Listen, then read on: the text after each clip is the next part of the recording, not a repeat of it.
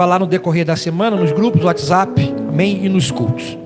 Quem achou Isaías 6 diz amém. Diz assim a palavra de Deus: no ano em que o rei Uzias morreu, eu vi também o Senhor assentado sobre um trono, alto e exaltado, e o seu séquito enchia o templo. Acima estavam os serafins, cada um tinha 6 asas, com 2 cobriam as suas faces, e com 2 cobriam os seus pés, e com 2 voavam, e um clamava aos outros, dizendo: Santo, Santo, Santo é o Senhor dos exércitos, toda a terra está cheia da sua glória. E os umbrais das portas moveram-se à voz do que clamava, e a casa encheu-se de fumaça. Então eu disse: ai de mim, porque estou arruinado, porque sou um homem de lábios impuros e habito no meio de um povo de lábios impuros, porque os meus olhos têm visto o Rei, o Senhor dos exércitos. Então um anjo voou, um dos serafins. Então voou um dos serafins em minha direção, tendo uma brasa viva em sua mão, a qual ele tinha tirado do altar com uma tenaz. Ele colocou sobre a minha boca e disse: veja, isto tocou os teus lábios, e a tua iniquidade é removida, e o teu pecado purificado. Também ouvi a voz do Senhor dizendo: quem irei eu enviar? E quem irá por nós? Então disse eu: aqui estou eu, envia-me.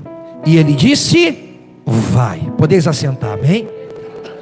Glória a Deus. Então ele disse: vai. Isaías vai começar dizendo: no ano em que o rei Uzias morreu. Ele vai começar a relatar o momento da sua chamada.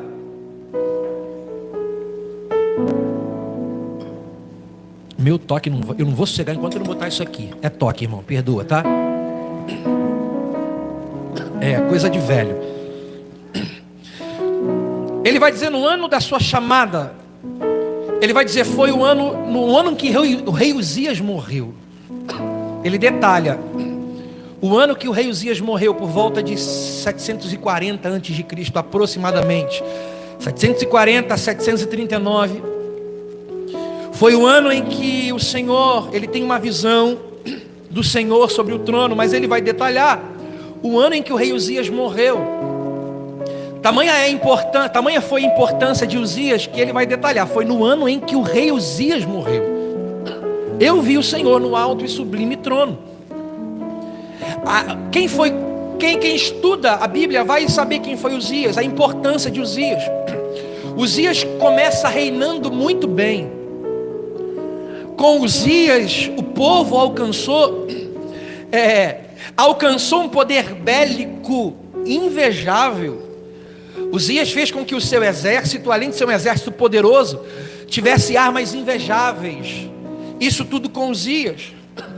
Com Uzias também, a nação, ela vive um tempo de prosperidade, porque começou bem, obedecendo a Deus, como um monarca deveria fazer. Então a obediência do monarca levava a nação também a viver em obediência. Então a terra vivia bem, o povo vivia bem. Ele alcançou algumas coisas que o fizeram ser uma referência, não só porque é rei, não só porque ele era rei, mas principalmente pelas coisas que através dele o Senhor estava dando à nação, mas porque a nação e o seu rei estavam em conformidade com a palavra. Tamanha foi a importância de Uzias, que ele era alguém referência para a nação. Por isso é que Isaías está dizendo: no ano em que o rei Uzias morreu. Só que tem o seguinte: no final, Uzias ele permite um pouco que Uzias ele vai permitir com que a soberba tome conta do seu coração, e ele vai desobedecer a palavra, e principalmente, além de atribuir todas as suas conquistas pela sua força, pelo seu poderio, pela sua influência, Ele vai fazer uma coisa que um rei não deveria fazer. Ele vai fazer uma coisa que era para o sacerdote. Ele vai ao Santo dos Santos oferecer incenso. Era algo que ele não poderia fazer. Então o Senhor permite com que ele fique doente e ele vem morrer. Uzias, ele é um exemplo que não só basta você começar bem, mas precisa terminar bem. Não é somente como começa, mas principalmente como termina. Porque começa bem, mas termina mal. Por causa disso é que ele morre. Porque ele achou que, como ele vivia um tempo de prosperidade, vivia um tempo na bênção de Deus, ele achava que tudo que ele iria fazer, o Senhor iria aprovar. Só que Deus, a gente fala, Deus pode todas as coisas, mas Deus não volta contra a sua palavra. Deus não fere o próprio princípio que Ele estabeleceu na sua palavra. E principalmente permite que eu e você, ou alguém, qualquer pessoa, venha ferir o princípio da palavra. Seja você quem for, ande na obediência. Porque se ferirmos o princípio da palavra, nós vamos, aleluia, nós vamos sim sofrer as consequências disso. Porque a bênção, a obediência traz a bênção. A obediência me faz viver a bênção. Só que a desobediência me faz viver o contrário da bênção. Talvez algumas coisas que você está vivendo, eu já quero dizer para alguém aqui nessa noite. Talvez o que você está vivendo seja por causa das atitudes que você está tomando. Porque talvez você não está em conformidade com a palavra de Deus. Então Deus, para te alertar, Ele faz com que as coisas saiam do lugar, para que você perceba que você não está em conformidade com a palavra dEle. Aleluia. Porque o que Deus espera de nós? Que nós sejamos fiéis à palavra do Senhor. O que Deus espera de mim e de você é que nós sejamos fiéis à palavra que Ele estabeleceu para nós. É isso que Ele espera. Só que agora você tem um trono terreno em crise. Para mim, amém? Olha para mim aqui. Você tem um trono terreno em crise. Por quê? O texto está dizendo, no ano em que o rei Uzias morreu. No ano em que o rei Uzias morreu. Então as coisas no reino terreno não estão legais. As coisas estão fora do lugar. As coisas, o povo sente a perda do rei. Porque apesar de o Senhor permitir ele morrer da forma que ele morreu, mas o povo sente que o rei que era uma referência já não está mais no trono. O rei que era uma referência já não está mais ali.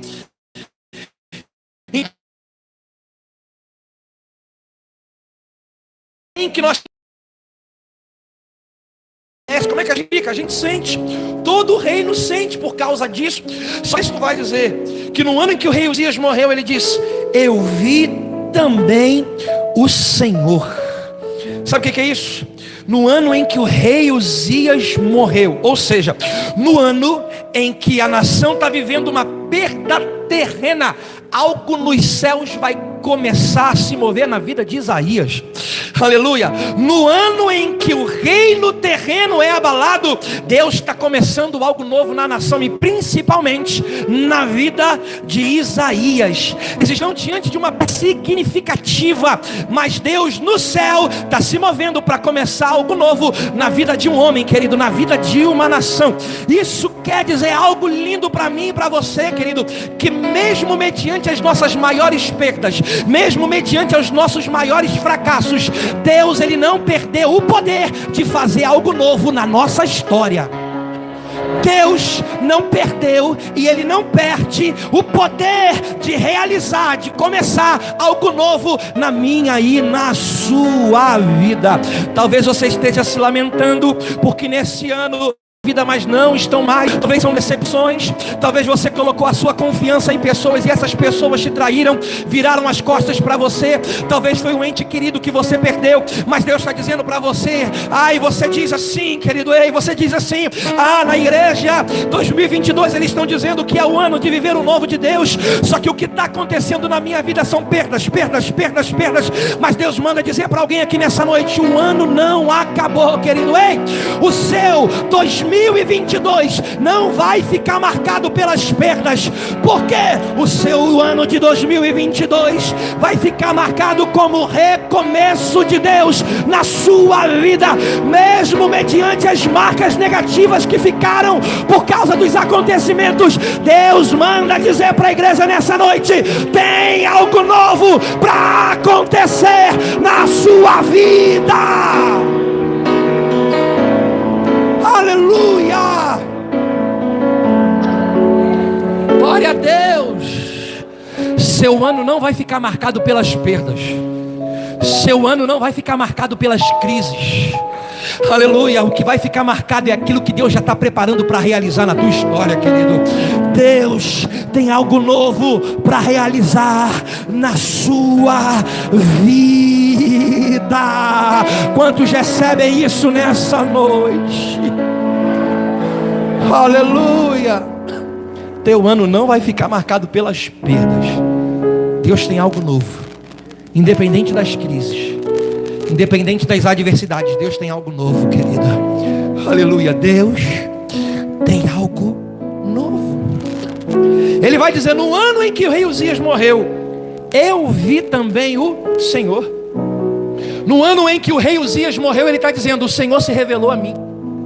No ano em que o rei Uzias morreu, o Senhor se revelou a mim. Eu já quero dizer mais uma coisa para você. Ei, nesse ano de 2022, Deus vai se revelar a você de uma forma nova.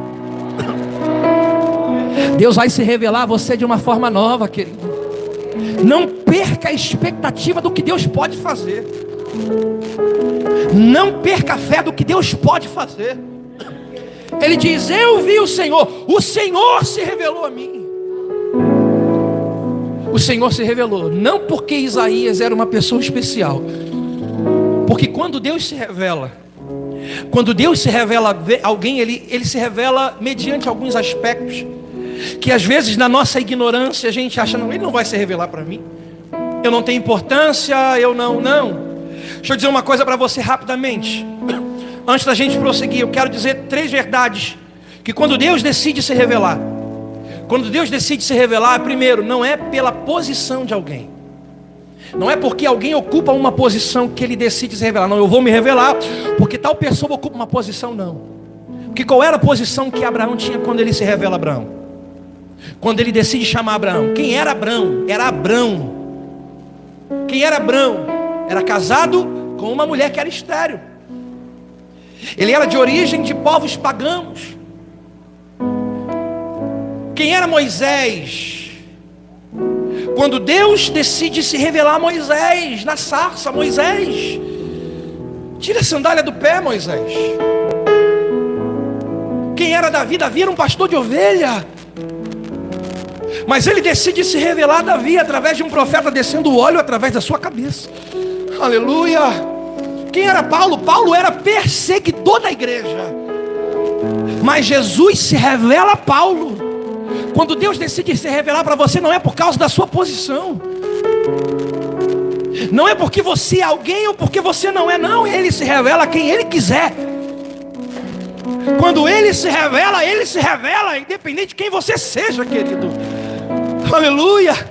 Segundo lugar, não é por causa da sua condição, porque se fosse por causa da condição, não se revelaria a ninguém. A ninguém. Paulo, perseguidor. A condição de Paulo: perseguidor. Saulo, por que me persegue, Saulo? Ele está dizendo aquilo que Saulo é: por que me persegue, Saulo? Por que me persegues? Talvez se fosse eu e você olhasse para alguém como Saulo perseguindo a igreja, a gente não escolheria Saulo para ser quem Deus escolheu para quem ele fosse. Não é por causa da sua condição. E em terceiro, e muito menos pelo seu momento. E muito menos pelo seu momento. Quando Deus decide se revelar, não é também por causa do seu momento. Porque às vezes Deus se revelava em um momento que a pessoa estava desfavorável. Deus ia e fazia promessas. No momento de Abraão, você tem uma esposa, é com essa esposa que vai começar a nação, vai vir um filho. Mas qual era o momento? Não tem como. Não tem como. Não é pelo seu momento. Talvez o seu momento não é favorável, mas Deus está dizendo: ei, o momento não é favorável para você. Mas aquilo que é impossível para você é possível para mim, eu posso fazer. Tanto é que a gente vai falar sobre isso. Quando ele se revela, Isaías vê a glória, Isaías vai dizer: ai de mim, porque eu sou pecador. O momento de Isaías vai falar: eu sou pecador. Mas Deus está dizendo: eu posso te purificar. Aleluia. Eu posso te purificar, eu posso mudar. Não é por causa do seu momento, não é por quem você é, não é por causa da sua posição. Quando ele se revela, é por quem ele é. É por isso que ele se revela a você, querido. Porque se fosse por você, ele não se revelaria. Mas é por causa de quem ele é. O ano de 2022 vai ficar marcado como o ano em que Deus decidiu se revelar a você. Ele se revela. E na visão, Isaías está no templo, e a visão que ele tem, que Deus se revela para ele, ele vai dizer: eu vi o Senhor no alto e sublime trono. O Senhor, a minha versão diz, assentado sobre um trono alto e exaltado. Glória a Deus. E por que o Senhor decide se revelar dessa forma? Isso tem a ver com o que ele começa escrevendo: no ano em que o rei Uzias morreu, no ano em que o trono da terra está abalado, ele tem a visão de alguém que está sentado no trono nos céus. O trono da terra está em transição, mas só que tem alguém que está reinando no céu. Eu vi o Senhor assentado sobre um alto e sublime trono. As coisas na terra não estão legais. O reino da terra não está legal. Mas só que eu olho para o céu, e a visão que eu vejo, Isaías dizendo, é alguém que está sentado no trono, reinando, governando. Olha que paralelo, olha que contraste. Enquanto ele olha para a terra e as coisas estão fora do lugar, mas ele olha para o céu e ele vê, tem um Deus que ainda reina. Enquanto ele está olhando para a terra, e ele sabe, as coisas no trono, na terra não estão legais, e ele olha para os céus e vê que ainda tem um Deus que está no controle. Deixa eu dizer uma coisa para alguém aqui nessa noite: as crises na terra não abalam os céus. As crises aqui embaixo não abalam aquele que está sentado no trono lá em cima. As coisas podem não estar legais para você, mas só que, assim como Isaías viu, tem um Deus que ainda está no trono no céu. Tem um Deus que ainda reina no céu. Tem um Deus que ainda está soberano nos céus, querido. Toda vez que você olhar para a sua volta e você vê que as coisas estão fora do lugar, as coisas, você perdeu o controle da situação, tira os seus olhos das circunstâncias, olha para o alto, porque lá no alto tem um Deus que não perdeu o controle.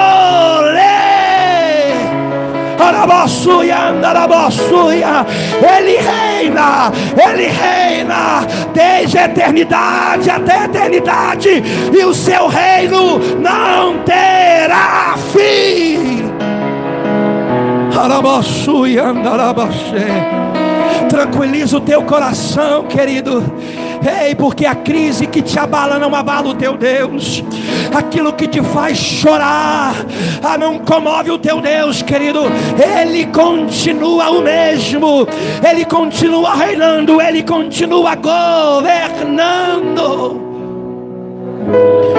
Não se desespere, porque as coisas apertaram, o teu Deus ainda está no trono.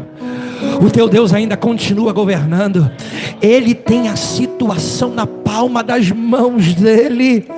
Aleluia. Ele diz: no ano em que o rei Uzias morreu, sim, o trono da terra abalado, mas o trono do céu intacto. Sabe o que isso quer dizer? Aleluia. Quer dizer que você precisa tranquilizar o teu coração, porque Deus ainda está no controle da terra. É Ele que governa, é Ele que reina. Aleluia. Esses dias alguém chegou para mim e disse assim: mas a gente tem que fazer isso, tem que fazer aquilo, porque se tal governo sentar na cadeira de presidente. Eu disse para ele: ei, pode parar, porque independente de quem sentar lá no Planalto, mas mesmo assim tem um Deus do céu que governa, tem um Deus do céu que reina. É Ele que controla. É Ele, querido. É Ele, é Ele, é Ele. Tem gente que está aqui, está olhando para a sua casa, e você está preocupado, mas Deus está dizendo para você: eu ainda estou no controle. Eu ainda reino. Se Ele reina, quem está no trono governa. E se Ele está no trono, Ele está governando todas as coisas. Nada do que acontece sem a permissão dEle. Se acontece é porque Ele permitiu. E se Ele permitiu é porque está no controle. Se não acontecer foi porque Ele não permitiu. E se Ele não permitiu é porque Ele está no controle de todas as coisas. Aleluia. As crises, as nossas crises não abalam o nosso Deus. As nossas adversidades nunca abalaram o nosso Deus.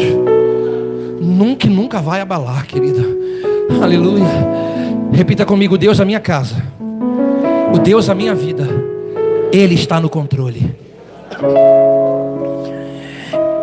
E na visão Ele vai dizer: acima estavam os serafins. Quem são os serafins? São os que queimam. A tradução para serafins, uma das traduções é abrasadores. São os anjos que queimam. E ele vai dizer: estavam acima do trono 6 asas. 2 asas voavam, 2 cobriam os pés, 2 cobriam os seus rostos. Tamanha é a reverência que eles têm para com aquele que está sentado no trono. Com 2 eles voam, com 2 cobrem os pés, e com 2 cobrem, eles cobrem o rosto. Eles não têm, é tanto respeito por causa do que está sentado no trono, é tanto temor com tudo aquele, a glória. Porque se diretamente eles olham, são fulminados. Então é respeito. Eles cobrem o rosto em reverência ao que está assentado no trono. Com tudo que eles veem, o lugar aonde estão e quem está sentado no trono, a atitude que eles têm é de reverência. E o interessante é que são anjos. Anjos que não conhecem o pecado, mas mesmo assim em reverência cobrem o rosto, cobrem os pés, com 2 asas voam, ainda cantam santo, santo, santo, santo, santo, santo. Isso é interessante. Isso fala muito comigo. Por que isso fala comigo? Porque diante de tudo que estão presenciando, qual é o sentimento que eles têm? De adorar. Santo, santo, santo. E isso é até interessante, porque isso ao me deparar com essa parte, me confronta. Porque são anjos que estão diante daquele que está sentado no trono. E tem uma atitude reverente e são motivados a cantar. Só que às vezes eu e você cantamos como cantamos aqui no começo. Em tua presença eu quero estar. Mas qual é a atitude de sabermos que estamos diante de um Deus que é santo? Qual é a atitude que nós temos diante de um Deus que é santo, santo, santo? Será que a atitude que eu tenho é a atitude de alguém que tem temor, reverência? Será que diante de tudo aquilo que eu canto, que eu vejo, será que isso me motiva a adorar? Só que por muitas das vezes, às vezes eu acho que é o contrário. Porque às vezes a gente se comporta diante de alguém que é santo, de uma forma como estamos nos comportando diante de uma pessoa qualquer. Diante de uma pessoa qualquer. Diante de um homem terreno. Às vezes a minha disposição diante do Senhor é a pior possível. Imagina se eu e você, se a gente se apresentasse para adorar a Deus e apresentássemos algo de qualquer maneira e por causa disso nós seríamos fulminados. Imagina, será que nós seríamos fulminados? Eu acho que talvez ninguém mais estaria aqui. O momento da adoração da igreja é um momento onde Deus ele se faz presente. O momento onde a congregação se reúne para adorar. Porque Salmo 22, o verso 3 vai dizer que ele habita em meio aos louvores do seu povo. Ele habita em meio aos louvores do seu povo. O mesmo santo, santo, santo que Isaías estava ouvindo os anjos serafins cantarem nos céus, é o mesmo hoje. E por que às vezes eu me comporto de uma forma em que eu estou cantando para um ninguém?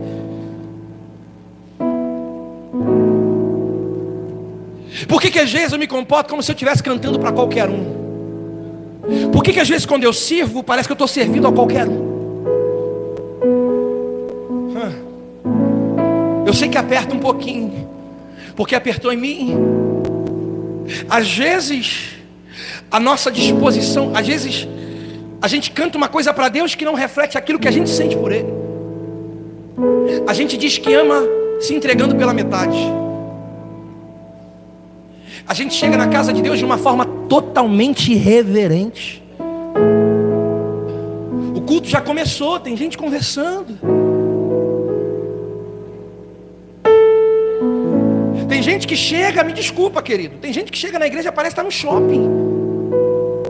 Eles vêm tirando a atenção de todo mundo. Tem gente que vem e fica conversando lá atrás, querido, me perdoa. Você não está diante de mim não, você está diante de Deus.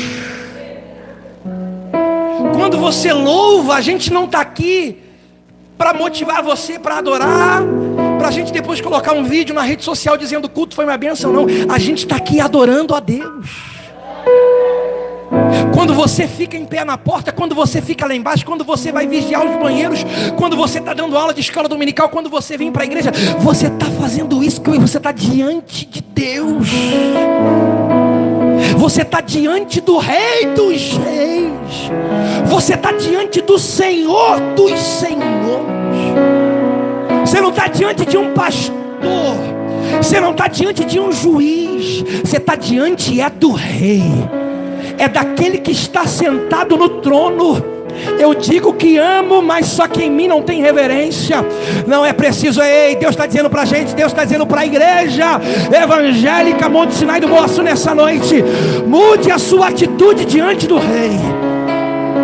Seja mais intenso, seja mais verdadeiro, não seja